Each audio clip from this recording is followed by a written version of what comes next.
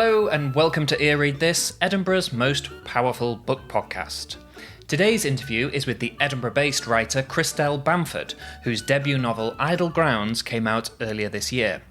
Krystelle has published poems in the American Poetry Review and the Kenyon Review, and closer to home she is the recipient of a Scottish Book Trust New Writers Award. Idle Grounds tells the story of a family birthday party in rural New England, where the children are absorbed in inexplicable apparitions and disappearances, while the oblivious adults are wrapped up reckoning with the family myths. The novel has an uncanny mood of its own, funny and sinister, with a convulsive landscape of spectres and sunshine.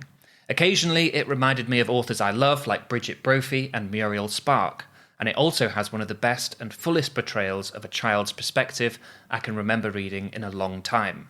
If that sounds good to you and you want a copy of Idle Grounds, there'll be a link in the episode description box below.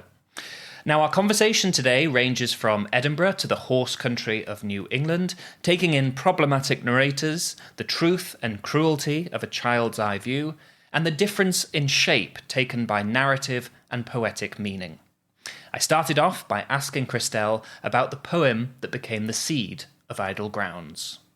Well, yeah, so the seed was planted, that sounds very grand, but maybe 15 years ago. It was ages and ages ago. And so I didn't think of it as a seed then. It was just my first attempt at writing a prose poem.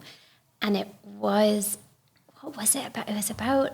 It had a tennis court in it and a woman being chased around by a guy with a rifle, which is a story that I won't go into too much detail, but is a sort of family story. And I think it was just kind of maybe trying to capture just the utter weirdness of this kind of family estate that we grew up sort of on the property of, but not really ever being able to visit. So you'd see it through the trees. And so I think it was just trying to kind of capture that feeling, but it was very, very short. And I just loved, I think I loved writing prose, but I didn't realize it at the time. So I was just I love writing prose poetry. And I didn't realize that actually probably it was the prose part of that was appealing to me. But until sort of a decade later, and that was probably the beginning of Idle Grounds. Ah, right. I wondered if the poem kind of ended up in the novel, or if it, there is a kind of a concrete poem at one point where you have a circle and... No, it wasn't. That was I think that bit that I was hoping would look like kind of the sun or an eye. And I think that's because I wanted to do a blip in time and I wanted it to be really disorienting and couldn't quite get there. So I was I know, I'll just chuck a concrete poem in there and that will be disorienting enough for the reader to kind of be a substitute for actually leading them through it. And no, this probably the prose poem that I wrote years ago that was the seed for the book was just kind of trying to capture the feeling of the estate, I think, but almost compressed into sort of one paragraph, whereas apparently I needed sort of more 200 pages to do it. So I think, it was something like that. Because I thought the novel really has the atmosphere or the kind of structural feeling of a poem. There's this sort of multiple realities alive at once as the kids are tracking through the story. It feels like you're not quite sure which one has predominance, the sort of supernatural things that they're bridging on, or the history of their family, and that seemed to be the circularity that a poem's meaning has, as opposed to the a straight linear progression. Yeah, I think that's it. I think I really like that about poetry, that you don't have to settle on one thing or the other, and that actually, I guess that's what a lot of poetry is aiming to do, is to sort of try to strike two notes at once, and they just kind of reverberate against each other, and that's where the meaning is generated. And I think that to some degree is what I was trying to do in Idle Grounds, was have not just the reality of the kids versus the reality of the adults, but even kind of within the kids' world, what was real, what wasn't. Their memories are completely are handed down or distorted, or this is a deeply unreliable narrator, so you don't know how much of a kind of skin in the game they have. But in the end, it's not that it doesn't matter what the truth is, because it probably matters quite a lot, but that like you can kind of never entirely arrive at that truth. And that's maybe kind of where their problems begin. That's kind of like the problems that you encounter when you exist in a family is you've got like so many truths kind of like sparring for dominance. And you kind of you can never entirely solve that. But I guess you can just exist with those multiple truths under one roof, and that's the best you're ever really going to get. So yeah, I love that sense of like picking through family mythology, and the unreliable narrator you mentioned sort of feels like they're adding a new chapter by writing the book to that sort of story of family mythology. Like you're constantly thinking in terms of what's real and what's not. Are they adding more kind of echoes of trouble for the generations to come in this family? Yeah, I think that's so. It's funny. Like when I initially wrote the book, the narrator, and it's unclear in the book whether or not it's kind of one child hiding behind the mask of like a group of children, or if it is kind of narrated by this group of children. It sort of nips between those two possibilities. But one of my editors was really kind of keen that I give the narrator more of an individual presence. And I was like, oh, how can I do that? And then I was like, oh, well, that's it. Like the narrator can be the person who kind of picks up the thread of the story and continues it on. And in the book, it's like the family is just very unable to kind of move on from like this like legacy of trauma or their own kind of self-mythologizing. They're like an incredibly self-mythologizing family. And like in my mind, the narrator kind of almost against their will is like the person who kind of picks up that thread and keeps going. And whether or not that's like a legacy worth preserving is very much like in question. I don't know if it really is. It's something that they probably would all be best to kind of completely forget. Yeah. But instead, the book that you're sort of holding in your hands is like, sort of a continuation of that. And it's sort of open-ended, I guess, whether or not like that continues on from there. So yeah, I was going to ask about there's a kind of the narrator could be a sort of chorus. They talk in the we, like a royal we almost. I wondered if it was like were you imagining them literally being the different children, or was it more like for some reason I kept thinking of like 18th century books where someone speaks with the kind of royal we and says, we find that the gentleman is wrong in this, and it's almost like a jury sort of thing. Yeah, like almost like we're officializing or making ourselves sound a bit more like a dynasty than it could just be one person, but they like using that to kind of fog themselves a little bit. I think that's completely it. I think it's like it's probably all of those things, not to kind of take the easy way out. I mean, I did probably think of it as a group of kids, but it's, again, a sort of self-aggrandizing group of kids. At the very beginning, they compare themselves to the Romanovs. Like, they think of themselves as, like, the inheritors of this legacy in a way that's, like, far grander than the reality of it.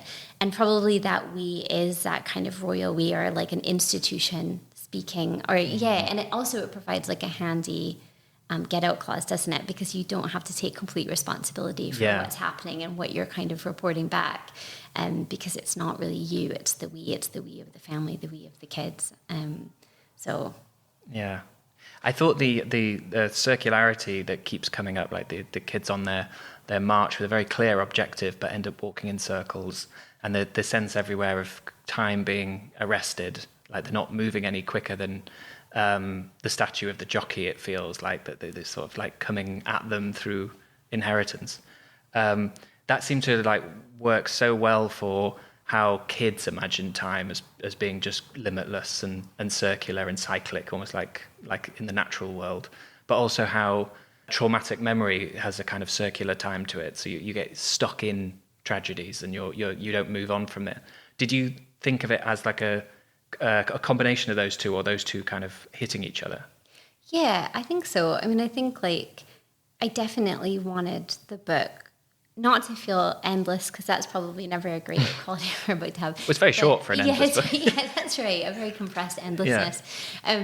But to have that kind of like yawning, just when you feel like you've got an unbelievable amount of time at your disposal, but really kind of ticking in the background is like the fact that this little girl is missing, and that really they need, there's like there's a ticking clock on it. Like they need to find her, they need to alert the grown-up. Something needs to be done in real time, but their sense of reality and their sense of kind of like how time moves is like really distended in the book. And my imagination was almost like a sort of spell has been cast to like exacerbate how children normally experience the world, and that kind of reality of like what needs to be done in real time, and then this distended version of like how the kids are experiencing this afternoon do kind of collide. Hopefully they sort of exist simultaneously. And I think you're right that like the trauma, this idea of like cyclical trauma and things kind of always washing back up. And I do find like it really interesting that certain families, including to some degree my own, like they really kind of make the trauma and kind of going back and revisiting that. Like everyone has like a sort of an aunt who like just absolutely loves recounting like all the people who've recently died at every family party. Or, you know, there's this kind of like centrality to the trauma that they just can't let go of, because in a way they think of it as like public trauma, I guess, in a way, especially think of it as like an old waspy family. They think of like their private traumas as being like part of the public record, and in some way that like elevates it. And to let go of that trauma would almost be like to, I don't know, to like abdicate like their like larger legacy in the culture. And so they can't, I don't know if you've ever been like sort of cornered by someone who tells you about like their family history or their kind of family tree in great detail, like great uncle so-and-so and da-da-da, like as if you're ever going to meet these people, or if they play any real role in your life. But for them, that person should have as great a significance for you as for them, even though, you know, I think because they've just sort of elevated this person into like mythical standing. So for me, it's like that trauma and kind of like always revisiting it is part of like an egotism, if that makes any sense, of this type of family, and that they just can't let it go. No, it's because like a ritual, like keep the family tree watered by just constantly restating these horrible things that have happened, or maybe not even the horrible ones, just like the family legends and the family stories. Just keep telling them, and even if they slightly fictionalize with time, they just. Because if you let it go, then like what do you have? Yeah. And you might have to kind of admit that maybe your family's like standing has slipped in the world, or, you know, I think you maybe feel like you've got less like purchase than you once did. And I think that happens to people who if they could step back and look at it objectively, they'd be like really horrified by that idea. But I think that kind of feeling of like centrality in the world is like passed down like unwittingly from generation to generation. And I think people continue that on, even if they're like, objectively, they really wouldn't want to, you know, they would find it utterly awful and something that they wouldn't want to involve their kids in. But they just can't help it. I wondered, there seems to be some kind of Alice in Wonderland references once they kind of get into the to the outer skirts of the grounds. Was that part of the distended time kind of motif for you? Yeah. Oh, definitely. I think. Have you ever seen? I can't remember who directed it, but it's a really, really trippy version of Alice in Wonderland. It's like an old black and white film, and it's done. It was like some kind of surrealist artist. This would be a much better story if I could remember his name. But that kind of like. I mean, I actually was just watching the Disney Alice in Wonderland with my kids the other day, and they were like really enthralled by it, but they were really horrified. And I think actually it's not just that like everything is kind of like friendly and sinister at the same time, but that I think everything is just constantly changing size and constantly kind of changing shape, and you walk through the door and suddenly you're in the ocean. And I think to some degree kids kind of do experience the world like that, but to see it presented back to them in such a kind of exaggerated form, they're just kind of like, oh my God, how did you know? I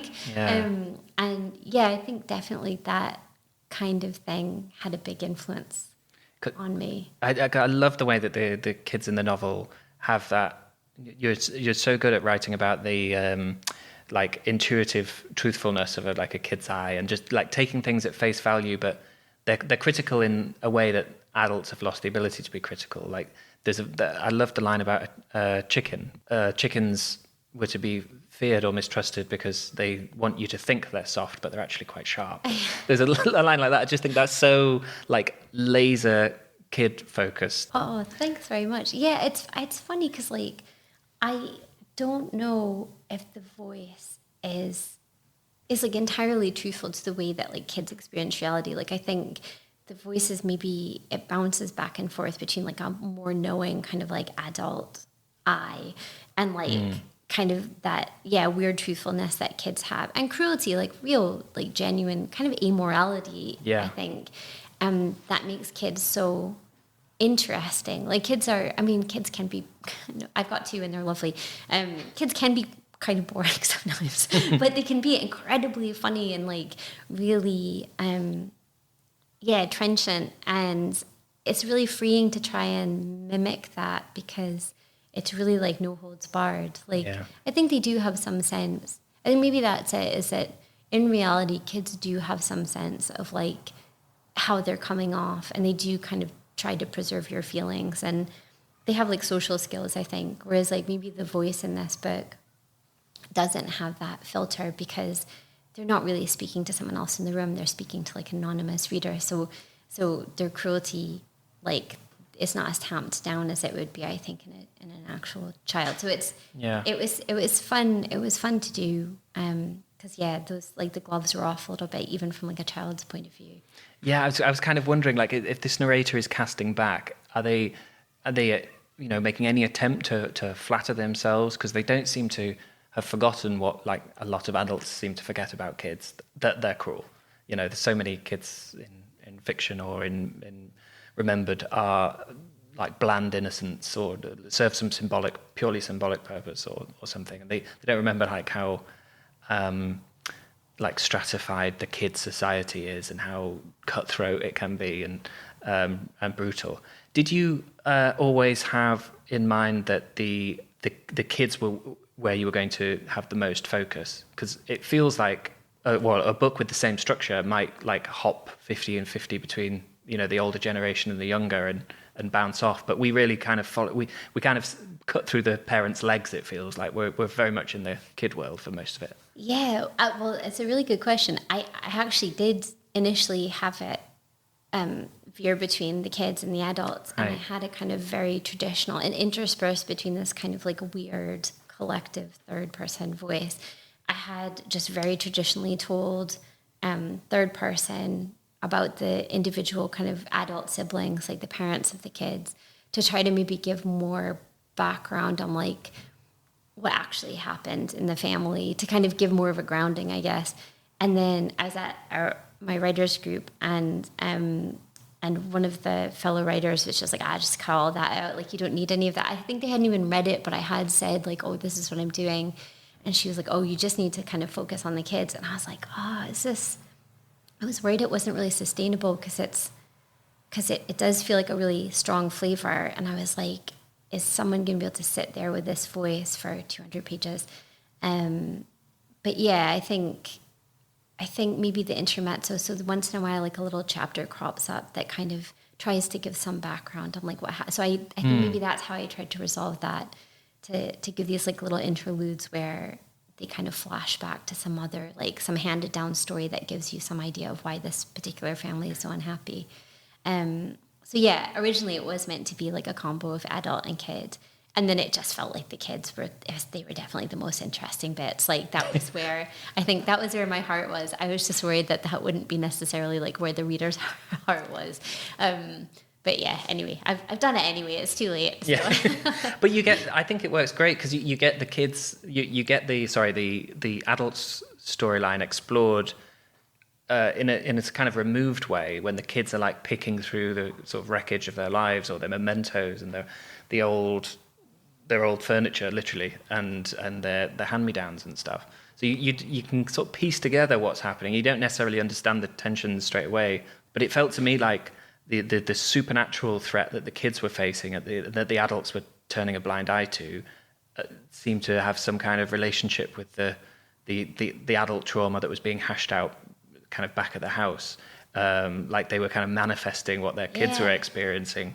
So I think people walk away from the book with the question of like, well, is there something genuinely supernatural at work? And to me, I won't say, not to like be too coy about it, I won't say exactly what I intended, but to me, finishing the book, I was like, oh man, I've been so heavy-handed with what exactly is happening. And I'm glad I wasn't like less heavy-handed, because apparently I think it is maybe quite hard to unpick. But yeah, in my mind, the kind of grievances and like the trauma and the sort of family history is sort of all reaching a kind of culmination on this one day. And somehow, either in reality or in the children's minds or whatever, you decide, reader, it's kind of manifesting, it's like disrupting the atmosphere, like it's kind of it's made the atmosphere like glitchy, like their environment glitchy. And yeah, so that was kind of my idea, that somehow like these things that are like hounding the kids across the family estate are in some ways kind of manifestations of this like incredible unhappiness that's been percolating for years, and now it's actually kind of come to fruition. But like either again in a purely imagination sense, or like there really is something spooky going on. But I don't know if you had a firm idea either way. I thought at the time, I'm not sure if I'd revised this now, but when I first got to the end of it, I should say, I didn't think this when it first happened, because I don't think it's spoiling anything to say that the first sort of appearance of something spooky is really quite early and inexplicable, and you're sort of left a bit shocked, like what was that? By the end, I was. This might be like miles off, but I was thinking, is this a family that constantly tells stories about itself, constantly kind of reaffirms why it is the way it is? And are the kids coming up against some kind of like family editing, closing off a clear view of things, and they're being kind of viciously protected by wanting to like maintain certain family mythology, or the little gaps in it are breaking through and it's kind of crumbling, and the surprising appearances of people who shouldn't be there, I don't think, according to... Yeah. So are they just sort of like, they've gone out of bounds in the way kids do, and they're just at the border of this family's whole legend, I suppose? Yeah, I think that's right. I think that is how, you don't have to say that. No, it's a vampire. No, I think that's right. I mean, I think like... I think because I'd always written poetry, I think I never felt like as wedded, maybe in a way that's like not super productive, but I never felt as wedded to like having to say whether or not something actually happened. In fact, when I read poems, like I'm often like, oh, I really like that, and then someone's like, oh yeah, it was about my dog being taken to the vet or whatever. And I'm like, oh really? Like for me, that's just so secondary. I'm like, I don't care if it's about your dog being taken to the vet. I just like the way it kind of works emotionally. Like, I think there's something, I mean, I guess, but, people talk a lot about vibes. But I do like things that are quite vibes-based. And to me, in this book, it was like quite I think it's probably fair to say it's quite a vibesy book.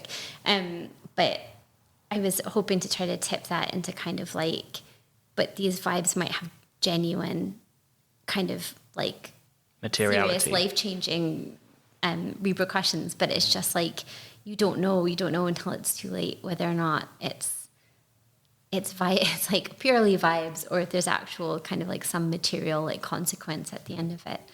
The getting to the bottom of the mystery is just like kind of a icing, really. Like the what's really satisfying about the book is just how you're progressing through with the kids, or walking in circles with the kids, but you're like those two or multiple realities are just totally alive at once. And I love the way that neither one fully trips. It just doesn't like veer into total supernatural, and it doesn't veer into like, and then the kids were gathered around by the adults and everything was explained, and then we went through the wardrobe, and you kind of stay on the right side of the wardrobe in terms of like for a reader's my partner absolutely hates, like he's a big reader, but he absolutely hates like through the wardrobe books. Like he even as a kid, he was like really offended by the idea of like a purely magical world. Like he really liked the idea that like magic had to kind of exist within this world in a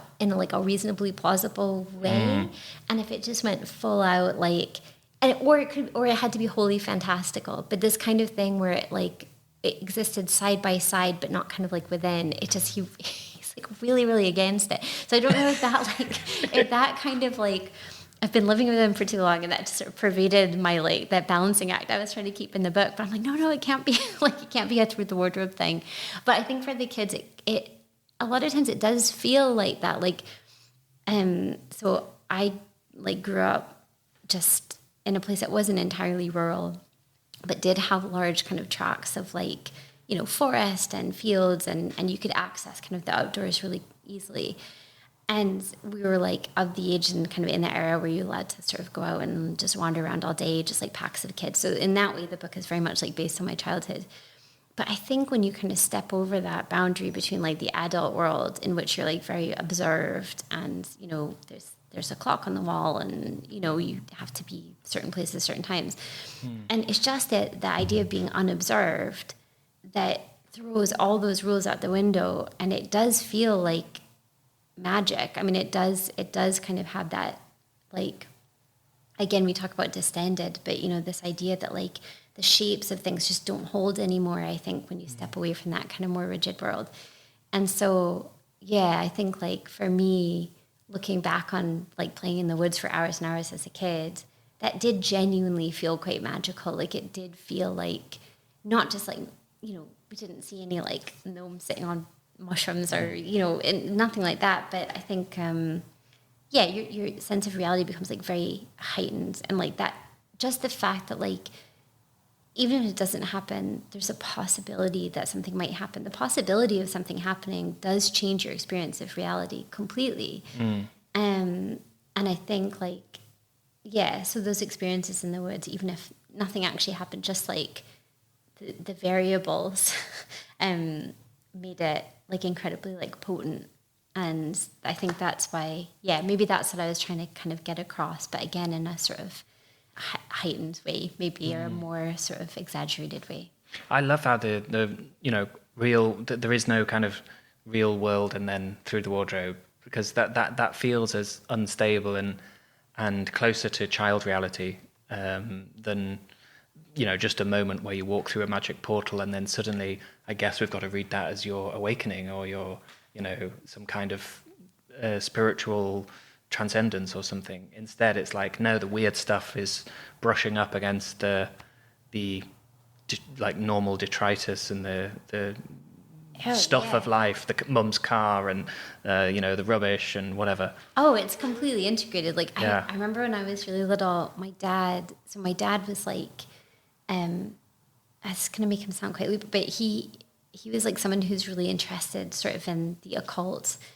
Just almost like kind of in an academic way, but he was like an autodidact, but that was kind of where his passion lay. Like he really just was so interested in, I think he really strongly believed that the world was kind of not as we saw it, and we always kind of laughed at him and thought that was hilarious and stuff and didn't take it seriously. But it probably did have a pretty big effect on me as a kid, and I remember kind of coming to him like with the kind of typical like monster under the bed fears. And he was just like, well, kid, like, I do think that kids just pick up on things that adults aren't able to. And I was like, oh my God, absolutely terrified. It's just the last thing you want to hear as a kid. But it was interesting. Like, I think, as a teenager, like, you just like laugh at your parent. You're like, oh, you're so lame. But then, like, when you have your own kids, you do realize that they maybe do sort of have like their antenna up in a way that adults don't.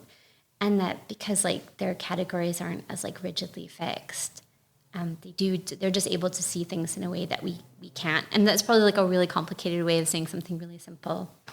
But I think that's definitely true. I love that. I love the idea of your dad just saying, I don't think I can help you on that. I think only you can see this. Yeah. You have to fight this monster on your own. I'm not saying it doesn't exist. I think I found myself saying that to my daughter, like, she came home with some kid at school who'd been talking about some awful sort of like monster that was like definitely created by an adult. It was on the internet, and they described it as like called a skinwalker, and it is horrific, like the idea of it. And I was just like, look, I know if I tell you this doesn't exist, it's not going to help. But what I can tell you is, like, I was terrified of stuff like that when I was little, and I'm standing here before you now, so it didn't manage to get me. It won't get you. Yeah. You find yourself bending over backwards to try to like find really practical answers to really sort of like surreal existential questions. But in a way, she was like, "Oh, okay, that makes sense," and she just went to sleep. So I was like, "Oh, it worked." Yeah. I don't know. Hopefully, she won't throw that back in my face. I think that's an improvement on if it helps, I think only you can see it, or it only wants you. Yeah, exactly. You're alone in this. I'm sorry. Yeah. Good luck. Yeah. That's great. We've touched on this, but there are some family members on the kind of outer. I mean, there's a lot of family members that I touched on. I wondered, when you were like putting together this history that the troupe of kids are going to kind of pick through, did you have to kind of like map out some of the more minor characters, or the characters we don't hear that much more about, and work out like, so, you know, how old are they, and what's their relationship with them, and what's the history? Yeah, well, to be honest, it's quite, in some ways it's really based on like people I know, but again, people are like amalgamations of different, you know, it's obviously, that's the starting point, and then you kind of mix and match, and characters change as you write them, because you need them to like do or say certain things that they wouldn't in real life. And so the end project is that they're very different than how they started off. But I think in terms of kind of like the relationships between the adult characters, I think the seed was probably taken from reality and then kind of grew, and then a lot of it just got pared away. So I think there's a lot, there's a lot that's in my head that didn't make it onto the page. And I think that's because like the kids just wouldn't know about all of that stuff. So I think those initial chapters that I had written that were like interspersing chapters that were from kind of the more adult point of view, those did really help, even though you don't see them in the book. Hopefully, like you can feel the like vibrations from those. You can. It feels like you can. Yeah, hopefully. Yeah. I mean, I think it perfectly recreates the idea of being a kid and overhearing stuff you don't fully understand, but you can sense that you're getting like the you know, leading edge of it, of a much bigger shape. Yeah, you know? Completely. I mean, I found like, so my mom is French, and so her family is all in France, and they're lovely and huge, and obviously have their own histories and own stories and things, but we just weren't really privy to it. But like my dad's family, we did get as kids, we did get kind of a sense that things had happened, and you only hear like bits and bobs, you know, and they don't want to tell you, not because they don't care, but because they feel like it's sad and they don't want to burden you with it. And I as an adult particularly, I understand why they didn't, but as a kid, it just becomes this massive mystery that you're desperate to solve. And I think because like my parents were really good at kind of shielding us from it, and we had a lovely childhood, and they were really great parents, and I've got no complaints, Mom. But like, I think that kids are pretty good at reading emotions, and you can see as a kid that, like, you know, when your parent meets a sibling, that suddenly they become someone that you're not like familiar with. And it's really weird, that kind of transformation, because they almost become like children themselves suddenly. And I think you can see them in like their raw state or whatever. And it's so fascinating. You're just like, oh my gosh, this is the key. This is the key to like why my dad is sad sometimes, or whatever. And I think kids are really invested. I mean, it's weird because they can, like, my kids can ignore me for like weeks on end. But I think that probably as they get older, they will be more interested in like what makes me tick. And maybe I'm being like very self-centered, but I think you just kind of do, like, the older you get.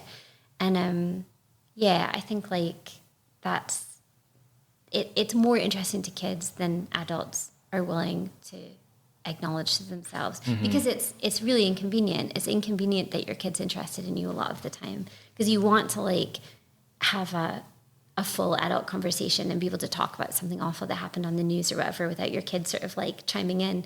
But like my daughter's 8 years old now, and she's just really interested. Like she really, like, you know, my partner and I are like talking front seat of the car, and we used to be able to have like really long conversations about like awful things, like just sort of like terrible things in the news, Trump, whatever.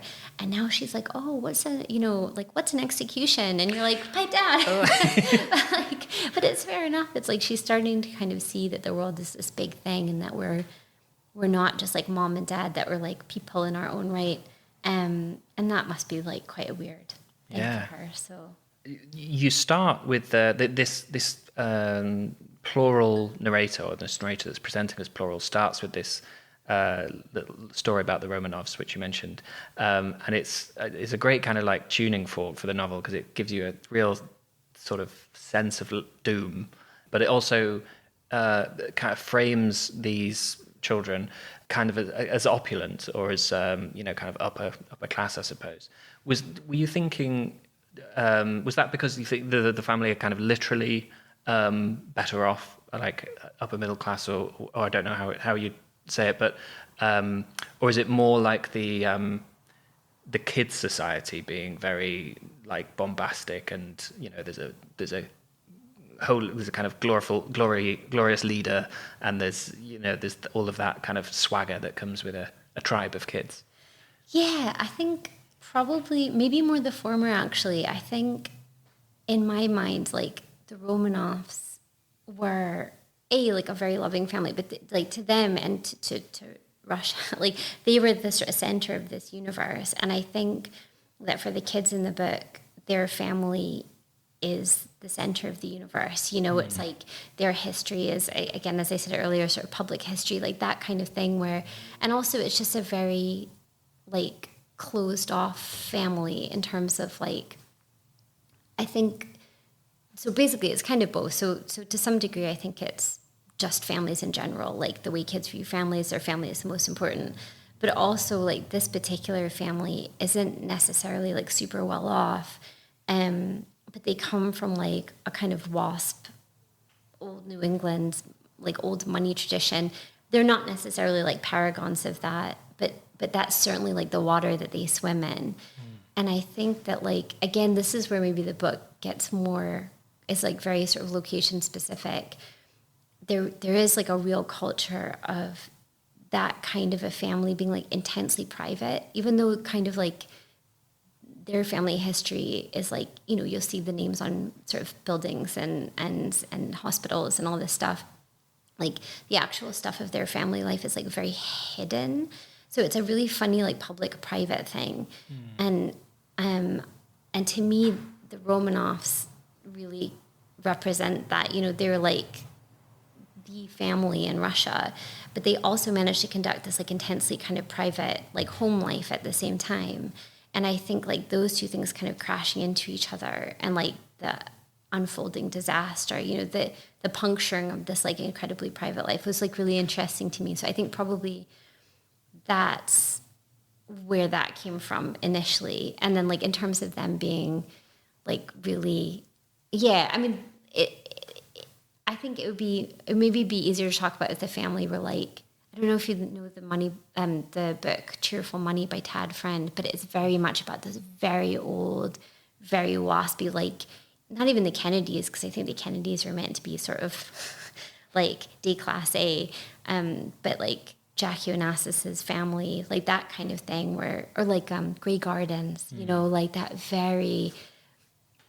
I think the family in this book kind of aspire to be that sort of a family, but never really were. But in their minds, they are. So I think anyone else looking at them would be like, oh, you're middle class. But I think that they have aspirations to be something more and think of themselves as something more. And therefore, like the tragedy that happens in their family has like greater public significance, but it doesn't really for anyone but them. So it makes it kind of funny that the kids are like aspiring to the level of the Romanovs in that opening bit. If they come from a family of like aspiring middle class, and then they're kind of almost aspiring to a sort of mythical and gone, vanished beyond aristocracy, royalty. Oh yeah, completely. Because I guess like when you're little, that is how you, that's how you think about things. Yeah, I think that's right. Obviously, you're based here in Scotland, and you've lived here for quite a long time. But the novel is set in New England, as we've talked about. What would you want a British reader to know about New England before they go into Idle Grounds? That's a good question. I think, yeah, to some degree relates back to what I was saying. Like, I think I tried to explain the concept of horse country in the first couple of pages, and that was a very late addition. Because even my American editor, I just assumed that you had these places, these like green old money places where like you just don't see the houses. Like they're there, but they're hidden. And she was like, I just don't understand what you mean. Like, how could they not know that there's a house next door? And I was like, oh, you don't in that part of the world. Like, these families have been living there for such a long time, and the houses have been passed from family to family for so many generations, that they like have the kind of land that allows them like complete privacy. So, and these aren't like super mansions. They're like lovely old clapboard sort of farmhouses, but like the people who reside in these houses are like, again, the names that you see in the history books. And it's that very kind of like understated wealth that I think maybe you see in like, is it Succession? No, is that the name? Yeah, sorry. Yeah, Succession. Yeah, sorry. yeah. It slipped my mind. So I think there's a family in it that like owns this sort of New Yorker type, Oh, yes. like that sort of family. It's that kind of a world where, yeah, you kind of have your muddy wellies and your, you know, your old ripped jumper and like your farm utility vehicle, but like everyone would know your surname, you know, that kind of thing. But you would never see those people, so you wouldn't have to, you know, you wouldn't have to sort of deal with them. You wouldn't actually you brush just up sort of against hide out in the woods, yeah. But kind of Katharine Hepburn, that kind of thing. So it's very much, it takes place in that world. What was it like writing kind of back to that world from Scotland? Was it easier to write about aspects of childhood and aspects of the landscape you were familiar with, not being in it, or was it like more of a challenge? Yeah, I think it was easier to write it not in it. Like I don't know if I would have been able to write that particular book had I still been living in the US, just because I guess you need the distance really. And I'm sure that's not true of all writers. Like I think for some writers it's really useful to kind of be exactly like in the place that they're writing about.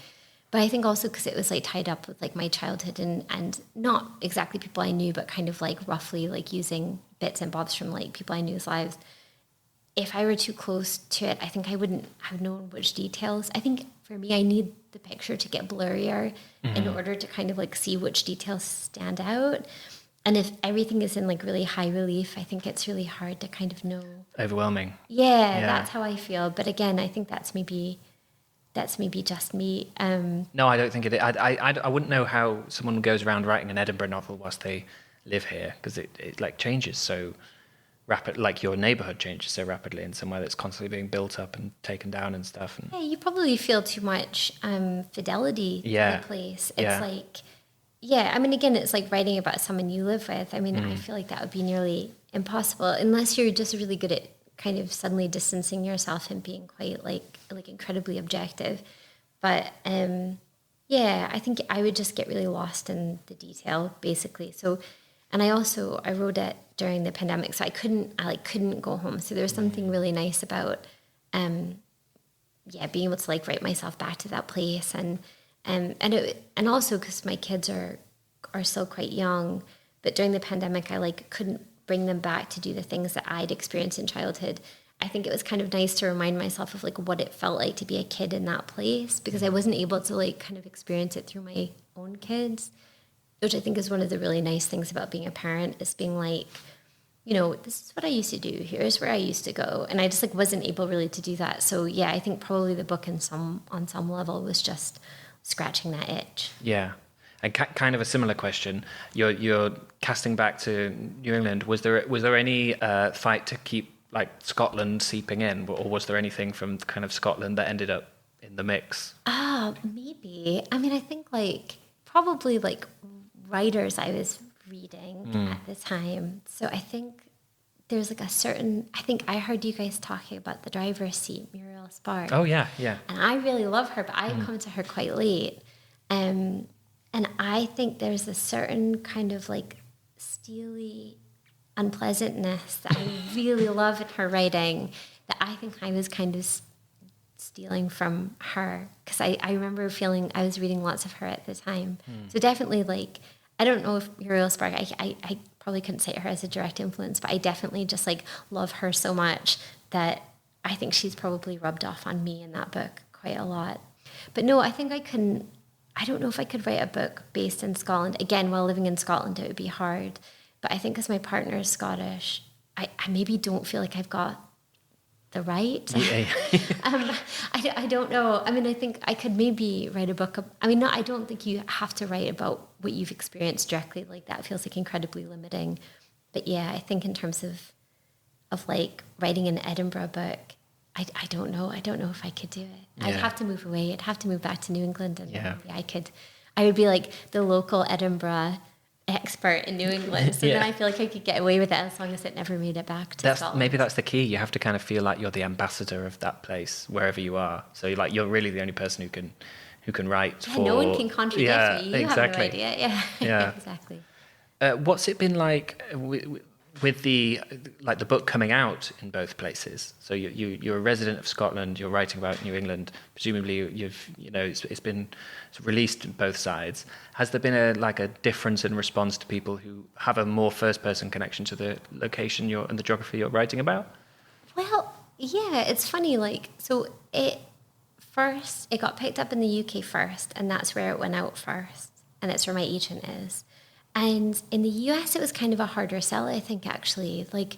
I think a few editors kind of came back and they were like, oh, we like it, but we actually feel like it's quite a British book, weirdly, even though it's based in New England. Like, the sensibility is British. So actually, maybe when you asked me about a Scottish sensibility earlier, whether something kind of had, rubbed off on it, maybe that is it. Maybe there's something about it that's kind of surreal, and also maybe a certain kind of tongue-in-cheek unpleasantness or something that I think doesn't go, I don't know, maybe it's not quite as appealing to Americans as it is to Brits, or maybe just not quite as familiar. So yeah, that was really surprising, but it kind of made sense to me when they said it. I was like, oh yeah, I can see that. I think one thing I found really gratifying was another kind of seed of inspiration, I guess, for the book was this amazing house that's kind of buried deep in the woods in my hometown that I've only ever seen a couple of times, but my mom's best friend's the caretaker of this house. And it's unbelievable. It was sat empty for decades, but it's as if the family in it had just kind of gotten up and walked out. And it's this beautiful summer house. It's the family, again, you see their names in history books, and but all of their memorabilia, the kind of kites that they made out of sticks and paper, and it's just incredible. It's just in the drawers. It's as if they had just been there, and it's not a museum or anything, but it should be. And my mom's best friend lives in the children's house on the property, and kind of tends to it, and kind of is trying to go through all this stuff to catalog it. And she showed me around, and I was just so entranced by it. I was like, this place is amazing. And actually, the lady whose husband lived there read the Idle Grounds. Oh, wow. And she was like, and I hadn't told either my mom's friend or this woman that in large part, that house really influenced the way I thought about the book. But she's like, oh, this book reminds me so much of the stories my husband used to tell about kind of growing up in the area. And I was like, yes. That's exactly what it felt really nice. I was like, oh, I feel like I managed to do it justice, at least to some degree, because it seemed very familiar to her, and I was like, that's great, good, so I've done it. That's fantastic. I mean, that's what you can't imagine, a more specific great review from a person who's virtually in the house that you're. I know that I'm trying to describe. Yeah. Honestly, it's an amazing house. They have pen, the old school kind of metal pencil sharpeners. They've got them mounted on each door frame with pencil dispensers underneath it, just in case you got a brilliant thought that you needed to write down really quickly. So we're passing through. Just because it's So I think it's really, and everything is carved. The whole house is just, because they were kind of amateur woodworkers, and they have a tiny little chapel on the property that's got genuine kind of Renaissance art just basically stapled onto the wall. It's just kind of people who have endless resources and endless time. And this is because it's their holiday home. It was just they were able to let that kind of grow. And it's just really strange the directions that it takes, but it's really cool. It's just looking into someone's brain. And I think because I'm a really nosy person, I just find that like so fascinating. Like I really just want them to let me root around in that house for days. I'd be so happy. Like, but I don't know. Maybe well, they should. Yeah. It's another book. Yeah. Well, there you go. Well, we started off by talking about the seed of the novel being a poem that brought forth Idle Grounds. Has the experience of writing the novel changed anything how you approach poetry or thinking about poetry? Or? Yeah, I mean, I've not actually written any poetry in a really long time, and maybe we'll go back to it. I don't know is the answer. I don't know because I've not tried. So I think I had only written poetry for a really, really long time, and I think we were talking about this earlier, but I had no intention of writing any fiction. And then I think when I started writing fiction, it was just such a nice change. Like I was just like, oh, this is great, and I'm really enjoying this, and there's no pressure. And so I think in my mind, poetry is so linked to kind of like really trying to get it published that like it's been nice to put it aside for a while, but maybe I've actually reached the point where now fiction is now kind of in that same space. So going back to poetry will feel like a break. So basically you'll have to ask me in a couple of years. I'll ask you again. Yeah.